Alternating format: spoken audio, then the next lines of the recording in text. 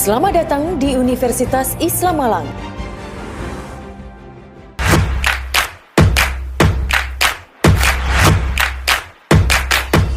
Assalamualaikum warahmatullahi wabarakatuh. Halo semuanya, sebelumnya perkenalkan kami dari kelompok 2 yang akan mempresentasikan buku yang berjudul Pemimpin dan Kepemimpinan dalam Organisasi Publik dan Bisnis, karya oleh Profesor Dr. Haji Suwatno, MSI. Nah, pada kesempatan kali ini kami akan mempresentasikan pada bab 1 yang berjudul Konsep Dasar Pemimpin dan Kepemimpinan untuk memenuhi tugas mata kuliah kami, yakni mata kuliah kepemimpinan. Dan sebelumnya kami ucapkan terima kasih kepada dosen pengampu kami, yaitu DRA Nurul Umiyati, MAP.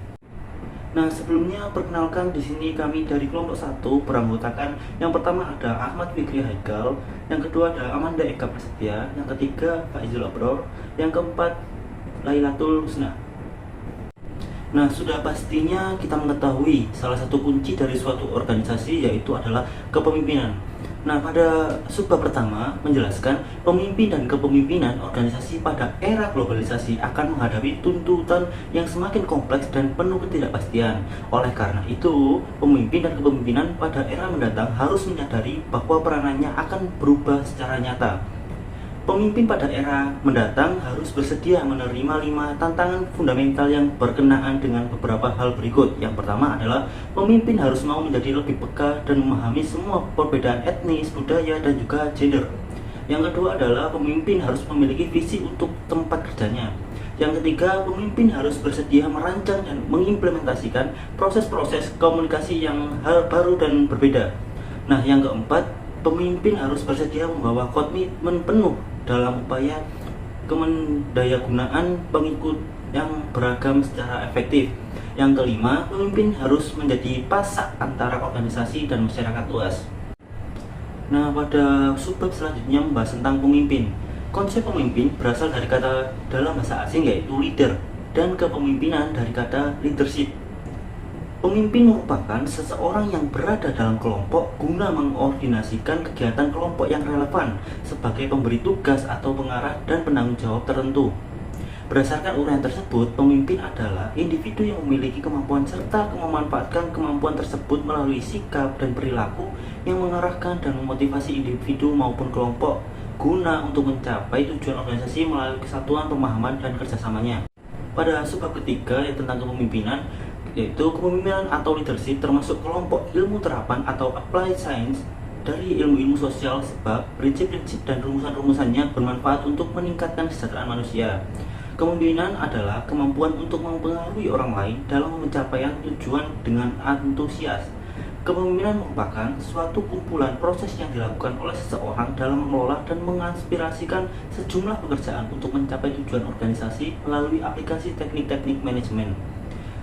Selanjutnya, berdasarkan uraian tersebut, kepemimpinan meliputi penggunaan pengaruh. Semua hubungan dapat melibatkan pemimpin dan pentingnya proses komunikasi. Baik, terima kasih atas kesempatannya. Sebelumnya perkenalkan, nama saya Amanda Dia Eka Prasetya dengan NPM 221010911144 akan menjelaskan mengenai perbedaan pemimpin dan manajer. Kepemimpinan dan manajemen adalah dua sistem berbeda tetapi saling melengkapi sebuah tindakan dalam organisasi. Kepemimpinan berbicara tentang mengatasi suatu perubahan, sedangkan manajemen berbicara tentang mengatasi sebuah kompleksitas. Dalam slide tersebut dijelaskan perbedaan pemimpin dan manajer, yakni terdapat 5 kategori. Yang pertama tentang proses berpikir, yang kedua tentang penetapan tujuan, yang ketiga tentang hubungan terhadap pegawai, yang keempat tentang operasi, dan yang kelima tentang pemerintahan. Untuk selanjutnya yakni poin E, tentang teori pemimpin dan kepemimpinan. Dalam teori ini menjelaskan tentang penggeneralisasian perilaku pemimpin serta konsep kepemimpinan melalui latar belakang historis sebab timbulnya kepemimpinan, persyaratan menjadi pemimpin, sifat-sifat utama kepemimpinan, tugas pokok dan fungsinya, serta berbagai aspek lainnya. Dalam slide ini disebutkan ada 6 teori pemimpin dan kepemimpinan. Yang pertama yakni tentang teori genetik, dan yang kedua tentang teori sosial, yang ketiga tentang teori ekologi, keempat tentang teori kelompok, kelima tentang teori model kontingensi, dan keenam teori neokarismatik. Untuk selanjutnya ada poin F, yakni tentang pendekatan pemimpin dan kepemimpinan. Terdapat 4 kategori, yakni yang pertama pendekatan berdasarkan ciri. Pada pendekatan ini menekankan pada atribut-atribut pribadi para pemimpin.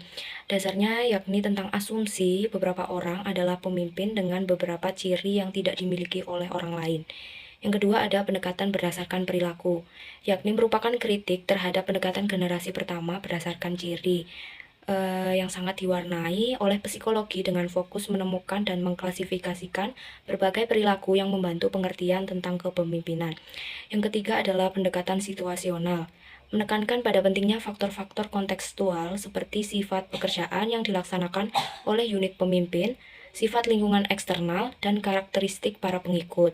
Yang terakhir ada pendekatan krisis, yakni seorang pemimpin dalam masa krisis harus melakukan konsentrasi untuk mengonsolidasikan seluruh sumber dayanya agar tidak tercerai-berai. Selanjutnya yakni poin G tentang fungsi pemimpin dan kepemimpinan. Pemimpin dan kepemimpinan terkait dengan sejumlah fungsi, yakni berkenaan dengan perencanaan, pemrakarsaan, pengendalian, pendukung, penginformasian, dan pengevaluasian. Agar kelompok mampu beroperasi secara efektif, maka seorang pemimpin mempunyai 2 fungsi pokok yang berkenaan dengan beberapa hal berikut. Yang pertama yakni fungsi berorientasi tugas atau pemecahan masalah. Pada fungsi ini berkenaan dengan fungsi dalam memberikan saran bagi pemecahan masalah serta memberikan sumbangan informasi dan pendapat. Yang kedua ada fungsi pemeliharaan grup atau fungsi sosial. Fungsi ini berkenaan dengan fungsi pemimpin untuk membantu kelompok beroperasi secara lancar. Sebelumnya, perkenalkan, nama saya Ahmad Fikra Haikal, NPM 2210109115.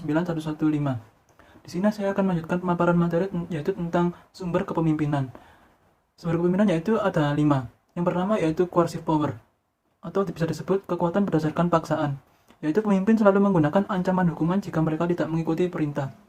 Yang kedua yaitu reward power, kekuatan penghargaan. Kekuatan seorang pemimpin dalam memberikan penghargaan kepada orang-orang yang dipimpinnya. Yang ketiga yaitu expert power, kekuatan keahlian. Pemimpin dengan pola pengaruh semacam ini biasanya dapat ditemukan dalam organisasi yang menekankan pada profesionalisme. Yang keempat yaitu legitimate power, atau kekuatan resmi. Kekuatan atas wewenang berkenaan dengan posisi pemimpin dalam organisasi yang dipimpinnya. Yang terakhir atau yang kelima yaitu referensi power, atau kekuatan referensi. Pola pengaruh ini merupakan akumulasi dari beberapa pengaruh yang mungkin dimiliki oleh seorang pemimpin. Selanjutnya saya akan menjelaskan tentang metode kepemimpinan. Yang pertama yaitu memberikan perintah. Perintah adalah fakta fungsionalis, biasanya perintah sudah tercakup dalam tugas, kewajiban, dan tanggung jawab. Yang kedua yaitu memberikan celaan dan pujian. Celaan harus diberikan secara objektif, tidak subjektif, juga tidak membuat emosi. Yang ketiga yaitu memupuk tingkah laku pribadi yang benar. Pemimpin harus objektif dan jujur. Yang keempat yaitu peka terhadap berbagai saran. Sifat pemimpin itu harus luas, terbuka, peka terhadap saran eksternal yang positif. Yang kelima yaitu memperkuat rasa kesatuan kelompok. Nah, sifat pemimpin itu harus luas, terbuka, peka terhadap saran eksternal yang positif. Yang kelima yaitu mengembangkan rasa tanggung jawab pada kalangan masyarakat. Penyampaian kekuasaan yang disertai dengan pertanggungjawaban akan mengembangkan kepercayaan bersama. Nah, yang ketujuh atau yang terakhir, keputusan yang bernilai dan tepat waktu. Kepemimpinan harus mempunyai kemampuan dalam ramalan yang cepat dari situasi tempat pada keputusan bernilai. Selanjutnya, saya akan menjelaskan tentang perilaku kepemimpinan. Perilaku kepemimpinan berhubungan dengan perilaku khusus atau pribadi para pemimpin terkait dengan tugas dan perannya sebagai seorang pemimpin. Nah, perilaku kepemimpinan itu di sini ada 2, yaitu fungsi kepemimpinan dan gaya pemimpin dalam hubungan dengan pegawai. Yang pertama fungsi pemimpin. Fungsi utama yang berhubungan dengan tugas atau pemecahan masalah, guna pemberian saran penyelesaian, informasi atau pendapat. Nah, yang kedua yaitu fungsi pemeliharaan kelompok atau group maintenance atau sosial, guna mencakup segala sesuatu yang dapat membantu kelompok berjalan lebih lancar. Yang B atau yang kedua, gaya pemimpin dalam hubungan dengan pegawai. Yang pertama yaitu pemimpin yang berorientasi pada tugas akan mengarahkan dan mengawasi pegawai secara tertutup. Yang kedua, pemimpin yang berorientasi pada pegawai mencoba untuk lebih memotivasi pegawai. Baik, saya akan melanjutkan pemaparan materi yaitu tentang karakteristik kepemimpinan. Yang pertama yaitu terus belajar. Mereka terus belajar dari pengalaman dan tidak segan-segan mengikuti pelatihan. Nah, yang kedua yaitu berorientasi pada pelayanan. Pemimpin yang tak mau memikul beban orang lain akan menemui kegagalan. Yang ketiga yaitu memancarkan energi positif. Secara fisik memiliki air muka yang menyenangkan dan bahagia. Yang keempat yaitu mempercayai orang lain. Mereka yakin orang lain punya potensi yang tampak. Yang kelima yaitu hidup seimbang. Tidak berlebihan, mampu menguasai diri, bijak, dan tidak gila kerja. Yang keenam yaitu hidup adalah petualangan. Pemimpin yang berprinsip menikmati hidup, melihat hidup sebagai sesuatu yang baru agar siap menghadapinya. Yang ketujuh yaitu sinergistik. Dalam bekerja, mereka menawarkan pemecahan sinergistik, pemecahan yang memperbaiki dan memperkaya hasil, bukan sekedar kompromi. Nah, yang ke-8 atau yang terakhir yaitu berlatih memperbarui diri. Secara teratur melatih 4 dimensi kepribadian, yaitu fisik, mental, emosi, dan spiritual. Baik, selanjutnya yaitu tentang karakteristik penting kepemimpinan dalam organisasi. Yang pertama yaitu adalah pengenalan diri. Dengan bekal pemahaman tersebut, pemimpin bergerak maju untuk memperbaiki kekurangan dan melesat jauh bersama kelebihannya. Nah, yang kedua yaitu terbuka terhadap umpan balik. Dalam proses pembelajaran tersebut, pemimpin efektif dan dinamis menjadi sangat reflektif terhadap apa yang dikerjakannya. Nah, yang ketiga yaitu pengambilan risiko yang selalu ingin tahu. Mereka tampak mampu mengambil risiko yang sangat besar dan membiasakan dirinya selalu terlibat dalam situasi berbahaya dari apa yang mereka sadari sebelumnya. Nah, yang keempat yaitu konsentrasi pada pekerjaan. Berkemampuan kecil dalam hubungan antar pribadi, tetapi memiliki tingkat konsentrasi yang luar biasa. Yang keenam yaitu menyeimbangkan tradisi dengan perubahan. Pemimpin harus memiliki keterkaitan baik dengan budaya maupun dengan kebutuhan akan revisi perubahan. Nah, yang keenam atau yang terakhir yaitu bertindak sebagai model dan mentor. Pemimpin merasakan kemenangan ketika mereka pada akhirnya berhasil melahirkan pemimpin-pemimpin baru. Kemenangan tersebut menjadikan seluruh periode kehidupan sebagai proses belajar dan memanfaatkan semua pengalaman secara didaktik. Baik, terima kasih atas kesempatannya. Di sini saya akan membacakan tentang kesimpulan. Pemimpin adalah individu yang memiliki kemampuan serta memanfaatkan kemampuan tersebut melalui sikap dan perilaku yang mengarahkan dan memotivasi individu maupun kelompok untuk mencapai tujuan organisasi melalui kesatuan pemahaman dan kerjasama.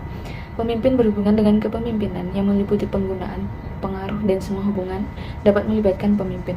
Kepemimpinan mencakup pentingnya proses komunikasi.